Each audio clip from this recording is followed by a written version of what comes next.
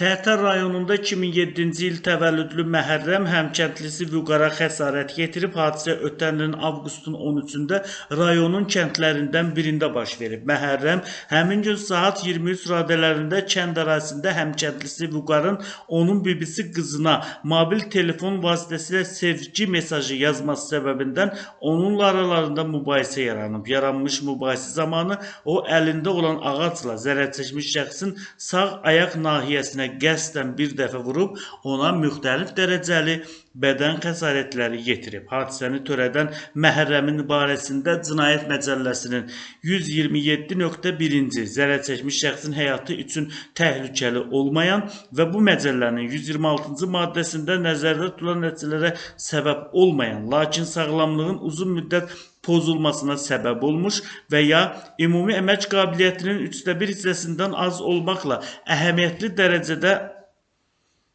itirilməsi ilə nəticələnən qəsdən sağlamlığa az ağır zərər vurma maddəsi ilə ittiham elan edilib. İş üzrə təqsirləndirilən şəxs qismində ifadə verən Məhərrəm özünü təqsirli bilib. O ifadəsində göstərib ki, Tərtər rayonunun kəndində nənəsi ilə birlikdə yaşayır.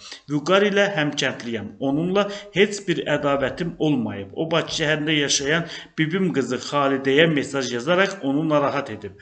Bununla bağlı Xalidə mənə mesaj yazaraq Vüqarın ona mesaj yazdığını, onu narahat etdiyini, həmin şəxsin mobil nömrəsini bloka atsa da o başqa nömrələrlə yenə zəng edib mesaj yazdığını bildirdi. Buna görə də təqribən 2024-cü ilin may ayında Vüqara zəng etdim, onu görüşə çağırdım. Bununla bağlı iradımı bildirdim və bir daha bibim qızına mesaj yazmamasını istədim. Söhbət zamanı Vüqar bir daha bibim qızına mesaj yazmayacağına dair söz verdi. Ona inandım, həmin vaxt yanında uzaqlaşaraq getdim. Həmin vaxt aramızda heç bir mübahisə olmadı, deyə o ifadəsində göstərib. Təqsirlənən şəxs bildirib ki, avqustun 13-də bibisi qızı Xalidə ona zəng edib, Vüqarın ayrı-ayrı nömrələrdən zəng edərək onu narahat etməsi barədə məlumat verib.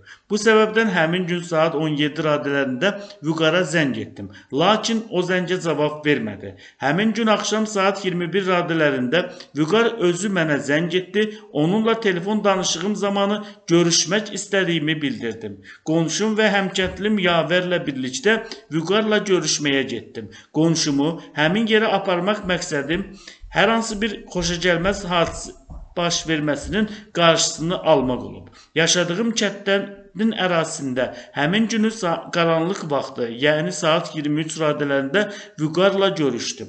Yenə ona iradımı bildirdim. Nə üçün yenidən bibim qızına zəng edərək onu narahat etdiyini soruşdum. Vüqar əvvəlcə etiraf etməsə də sonradan bibim qızına zəng etdiyini etiraf etdi. Buna görə də ona bir daha bibim qızını narahat etmə, lazım olsa mən də sənin bibim qızının nömrəsini alaram deyə söz dedim. Bunu deyərək bir-birimizin yaxınlaşmasından tutduq. Aramızda mübahisə baş verdi. Mübahisə zamanı Vüqarı biraz qabağa itələdim. Əlimdə olan ağacla onun sağ ayağına vurdum. Vüqar aldığı zərbədən yerə yıxıldı. O yerə yıxıldıqdan sonra Yavər bizi sakitləşdirdi. Oradan uzaq yaşadığım evə getdim. Ağacı isə xatırlamadığım yerə atdım deyə təqsirləndirilən şəxs ifadəsində göstərib. Təqsirləndirilən şəxs bildirib ki, hadisə gününün səhəri zərər çəkmiş şəxsin sağ ayağından sınıq xəsarəti alması və onun barəsində şikayət etməsi barədə məlumat alıb. Mübahisəmiz təqribən 5-6 dəqiqə davam etdi. Ancaq ətraf zərər dəyməyib. Hadisə zamanı orada Yavərdən başqa heç kim olmayıb, hadisə yerinə heç kim toplaşmayıb. Hazırda əməlimdən səmimi peşman olmuşam. Baş vermiş hadisə aldığı xəsarətə görə müalicə olunması üçün zərər çəkmiş şəxsə 5500 manat maddi köməklik etmişəm deyə təqsirləndirilən şəxs ifadəsinə belə yekun vurub. İş üzrə zərər çəkmiş qismində ifadə verən Vüqarın sözlərinə görə təqsirlənən şəxs ilə heç bir ədavəti olmayıb. Məlum hadisə günü gecə saat 23 radələrində Məhərrəm mənə zəng etdi. Küçədə görüşmək istədiyini bildirdi. Onunla görüşmək üçün həmin yerə getdim. Deyilən yerə çatdıqda Məhərrəmin yanında Yavər adında şəxsin olduğunu gördüm. Söhbət zamanı Məhərrəm mənə nə üçün bibisi qızına istədiyimi və bibisi qızına mesaj yazdığımı bildirdi. Onun bibisi qızını istədiyimi etiraf etdim. Həmçinin bibisi qızının da məni istədiyini dedim. Məhərrəm isə yalan danışdığımı, mənim bibisi qızını ciddi istəmədiyimi dedi. Bu vaxt onunla aramızda sözlə mübahisə daha da yüksəldi.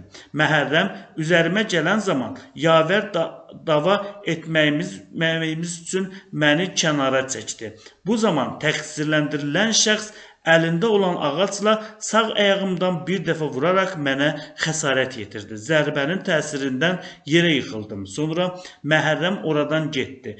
Yavər isə məni yaşadığım evə gələnə kimi köməkçilik göstərdi. Hadisə zamanı ondan başqa heç kim orada olmayıb.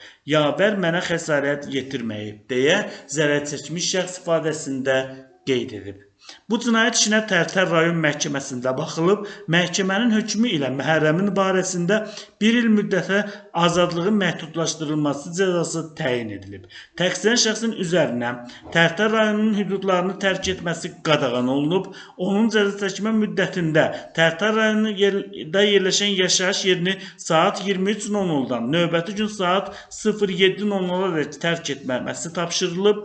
Bu müddət də onun üzərinə elektron nəzarət vasitəsini gəzdirmək və həmin vasitənin işlək vəziyyətdə saxlanılması üçün ona xidmət etmək, məhkəmənin müvafiq qərarı olmadan yaşayış yerini dəyişdirməmək, cəzanın icrasına nəzarət edən orqanı iş və ya təhsil yerinin dəyişdirilməsi barədə əvvəlcədən məlumatlandırmaq vəzifələri qoyulub. Həmçinin təqsirlənən şəxsin kütləvi və digər tədbirlər təşkil etməsi, belə tədbirlərdə iştirak etməsi qadağan olunub.